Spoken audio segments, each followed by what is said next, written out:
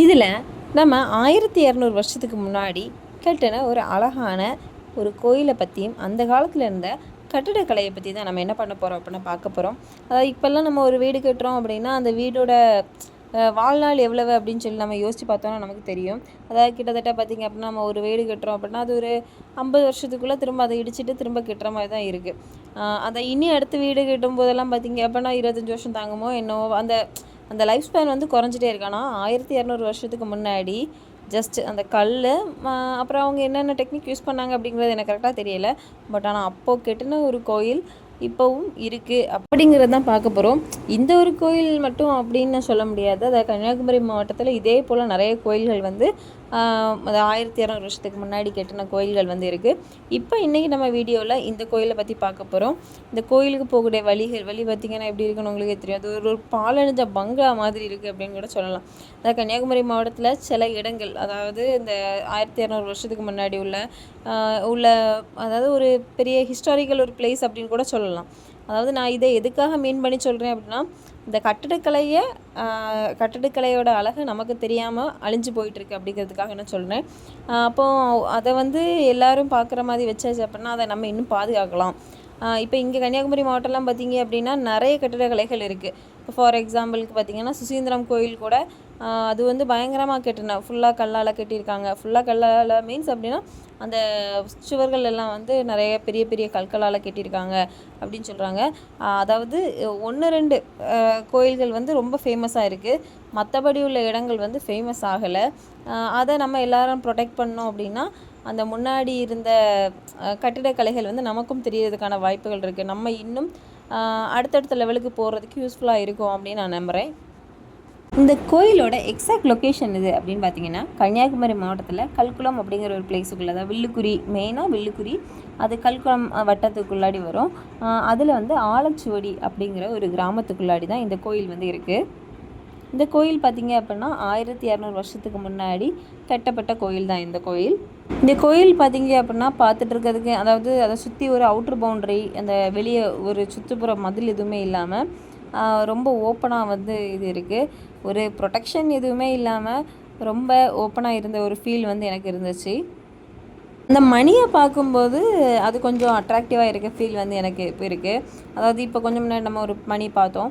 அந்த மணி பார்க்குறதுக்கு நல்ல பெருசாட்டு நல்ல ஹைட்டில் வந்து தொங்க போட்டிருக்காங்க. இதே மாதிரி மணி கட்டி போடுற செட்டப் வந்து இப்போது நாளுக்கு நாள் என்ன ஆகிட்டுருக்கு அப்படின்னா குறைஞ்சிட்ருக்கு.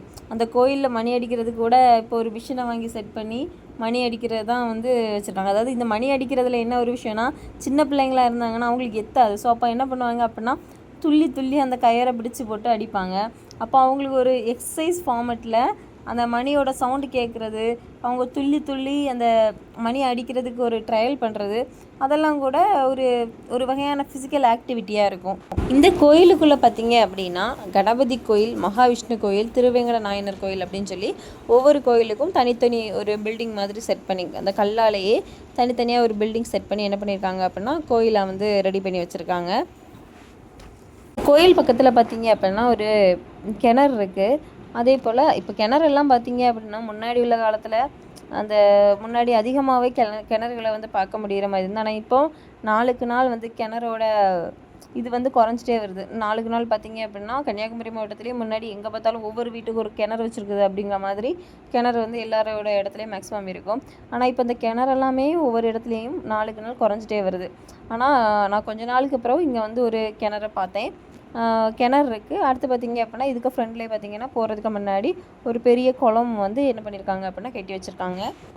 இந்த கோயிலோட ஸ்பெஷல் என்ன, எதுக்காக இந்த வீடியோ போட்டேன் அப்படின்னு பார்த்தீங்கன்னா, முன்னாடியெல்லாம் நம்ம வாழ்ந்துட்டு இருந்தது பார்த்திங்க அப்படின்னா இப்போ இல்லை, கொஞ்சம் அந்த சுதந்திரம் அடைகிறதுக்கு முன்னாடி நம்ம மன்னர்கள் ஆட்சியில் தான் நம்ம வாழ்ந்துட்டு இருந்தோம். அப்போ நம்மளுடைய நாட்டை தமிழ்நாட்டை பார்த்திங்க அப்படின்னா பாண்டிய, சேர, சோழர் 3 பேர் தான் ஆண்டுட்டு இருந்தாங்க அப்படின்னு நமக்கு நல்லாவே தெரியும். அதே போல் இந்த கோயிலை வந்து பார்த்திங்க அப்படின்னா பாண்டிய மன்னர் தான் என்ன பண்ணியிருக்காரு அப்படின்னா உருவாக்கியிருக்காரு. பாண்டிய மன்னரால் உருவாக்கப்பட்டது தான் இந்த கோயில். ஆனால் சேர மன்னர்களால் நிர்வகிக்கப்பட்டு நல்ல சிறப்பு வாய்ந்த ஸ்தலமாட்ட முன்னாடி இருந்திருக்கு அப்படின்னு சொல்லிட்டு இந்த கோயிலுக்கு போகக்கூடிய ஃப்ரெண்டில் என்ன பண்ணியிருக்காங்க அப்படின்னா எழுதி வச்சுருக்காங்க. அதே போல் பார்த்திங்க அப்படின்னா இந்த கோயிலுக்கு பக்கத்தில் ஆலச்சுவடி அப்படிங்கிற ஒரு கிராமம் இருக்குது. அந்த கிராமத்தில் முன்னாடி ஆயிரக்கணக்கான மக்கள்கள் வந்து வாழ்ந்திருக்காங்க. வாழ்ந்து அதில் வந்து ஒரு தேவ பாடசாலையாட்டும் இருந்ததாட்டும் என்ன பண்ணுறாங்க அப்படின்னா அங்கே இருக்கவங்கெல்லாம் சொல்கிறாங்க. அப்படின்னா பயங்கர ஃபேமஸாக இருந்த ஒரு இடம் இப்போ ஒன்றுமே இல்லாமல், அதாவது நீங்கள் பார்த்துட்டு தான் இருக்கீங்க, இந்த வீடியோஸில் யாருமே ஆளே வரல. ரொம்ப ஆளே இல்லாமல் வெறிச்சோடி போய் ஒன்றுமே இல்லாமல் அப்படியே டேமேஜாக இருக்கிற ப்ளேஸ் தான் நம்ம வந்து எப்படி ரொம்ப ஃபேமஸாக இருந்த ஒரு காலத்தில் ரொம்ப ஃபேமஸாக இருந்த இடம் இப்போ ஒன்றுமே இல்லாமல் இருக்குது. இது வில்லுக்கூரிலேருந்து போகிறதுக்கான ஒரு என்ட்ரன்ஸ் தான். இது பக்கத்தில் மாம்பழத்துறையார் இருக்குது, அது பக்கத்தோட போகிறதுக்கான ஆப்ஷன் வந்து இருக்குது. ஸோ இந்த வீடியோ உங்களுக்கு பிடிச்சிருக்கும் அப்படின்னு நம்புகிறேன். இந்த வீடியோ உங்களுக்கு பிடிச்சிருந்தனா லைக் பண்ணுங்கள், ஷேர் பண்ணுங்கள், கமெண்ட் பண்ணுங்கள், மறக்காமல் சப்ஸ்கிரைப் பண்ணுங்கள். அது மட்டும் இல்லை, இந்த போகிற வழியிலெல்லாம் இப்படி ஒரு கோயில் இருக்குது அப்படிங்கிற டீட்டெயிலும் அது எப்படி போகணும் அதை பற்றின டிஸ்கிரிப்ஷனில் என்ன பண்ணியிருப்பாங்க அப்படின்னா சின்ன சின்ன போர்ட் ஃபார்மெட்டில் வந்து அங்கே எழுதி வச்சுருப்பாங்க. ஸோ யாருக்காவது போக வாய்ப்பு இருந்தது அப்படின்னா இந்த இடத்த போய் விசிட் பண்ணி பாருங்கள். தேங்க்யூ ஃபார் வாட்சிங்.